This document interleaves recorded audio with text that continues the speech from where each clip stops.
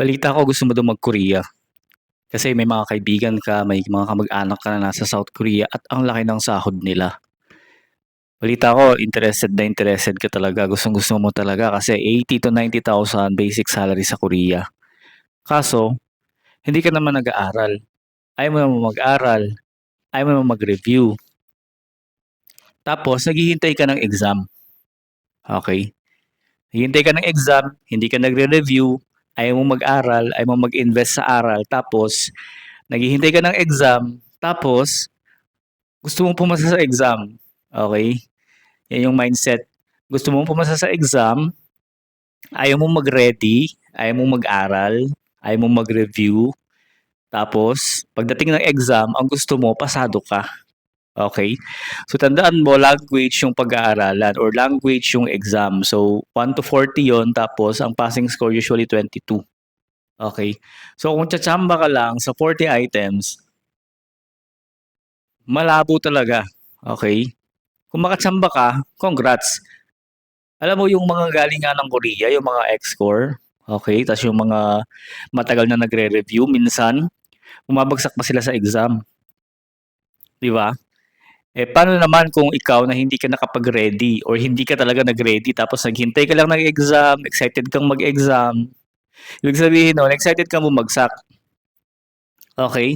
So ito, di ko kayo naaway. Sinasabi ko lang yung reality at yung mga naging experience ko sa pagtuturo. So magna 9 years na ako sa pagtuturo. So ganun yung iba, after nilang mag-training, after nilang maturuan, parang feeling nila sapat na yon. Hindi. Kailangan mo pa rin tuloy-tuloy na mag-review, tuloy-tuloy na mag-memorize kasi language po siya.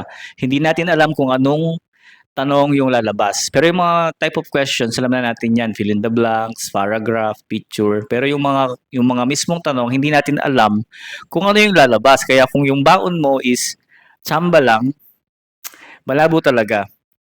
Kaya kung interested ka ako sa iyo, mag-aral ka, mag-invest ka sa pag-aaral kasi yun yung makakatulong sa iyo para makapunta ka sa South Korea kasi yun yung pinaka main requirement ni Korea to pass the EPS topic exam, Korean language exam. So kahit saan ka mag-aral, pare-pareho ng process, yung iba binabago yung process ng scam sila para makapagpa-enroll sila. So isa lang yung process, may pasa yung exam, hindi kailangan ng certificate katunayan na nag-aral ka, hindi po kailangan yun. Kailangan mong maipasa yung exam.